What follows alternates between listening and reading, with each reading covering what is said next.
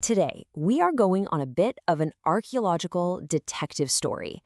We're on the hunt for a lost masterpiece from ancient Athens, a breathtaking sculpture that once crowned one of the most famous temples on the Acropolis. So, think about this for a second.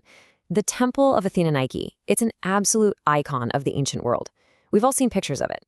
But what if I told you its most spectacular part, the sculpture that defined the whole building, just vanished? And that only now can we even begin to piece together what it actually looked like. Okay, before we dive any deeper, you gotta meet the main character of our story, Nike. Now, in ancient Greece, Nike wasn't just an idea, She was a goddess, the literal embodiment of winning. She was always hanging out with the big dogs, Zeus and Athena, because, hey, wherever they went, victory was supposed to follow. And here it is. This is her temple, the Temple of Athena Nike. It was finished up around 420 BCE. And yeah, it's small, but it's this perfect little jewel box of gleaming marble. It was built to honor Athena as the one who brings victory. And not just any victory, but the huge world-changing Greek victory over the massive Persian Empire. It was one of the very first things you would see walking up to the Acropolis, this shining monument to Athenian power. Now, the art that actually did survive from this place it's incredible. Take a look at this famous carving of Nike adjusting her sandal. See how the fabric just clings to her body? It's a style called wet drapery, and it makes solid stone look like it's thin, damp cloth. It just goes to show you the skill of the artists who worked on this temple was completely off the charts. So, we know these artists were absolute geniuses. And that just makes this whole mystery even more fascinating. We can stand here and admire these beautiful little details that survived. But what about the massive, commanding sculpture that was meant to be the grand finale, the one that sat on the very peak of the roof? Right, so these rooftop sculptures, they have a technical name, acroteria. Pretty much every Greek temple had them, and they were always the most dramatic, eye-catching part of the whole building. But the acroteria from the Nike temple? Poof, gone, vanished. Nobody has laid eyes on them for thousands of years. But the story doesn't end there, not even close. Using these tiny, scattered bits of evidence, archaeologists have basically become historical detectives, piecing together this ancient puzzle. So come on, let's follow the evidence trail together and see if we can solve this thing. Our very first clue comes from, of all places, ancient accounting ledgers. Yep, 4th century BCE treasury records. Now, these accountants, they weren't interested in art for art's sake. They cared about the bottom line. And their records mention gold from the acroteria, and they note that the sculptures were made of gilded bronze. So okay, we know they were metal, and we know they were shiny. But what were they of? The logs, they don't say a word. So now let's jump to clue number 2. For centuries, the trail went cold.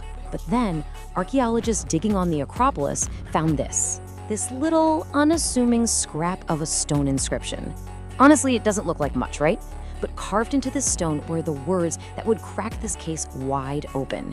When they translated the inscription, it didn't just mention a Nike figure. It also talked about a scene featuring the mythical Greek hero Bellerophon fighting the Chimera.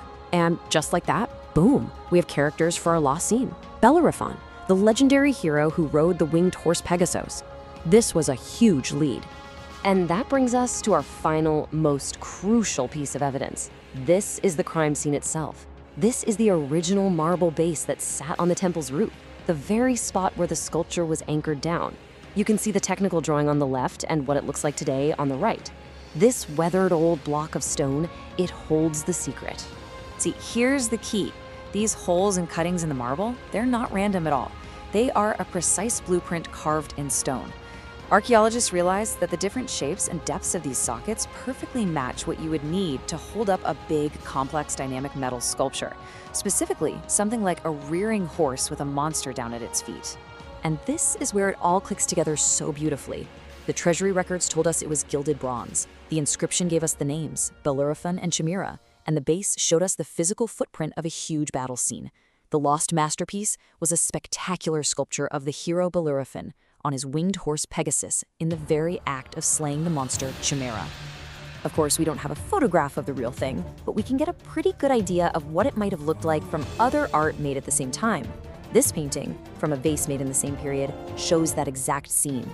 You can just imagine that dynamic, action-packed moment, but rendered in 3 dimensions, in gleaming bronze, standing out against the bright Athens sky. So let's paint the full picture of that entire rooftop.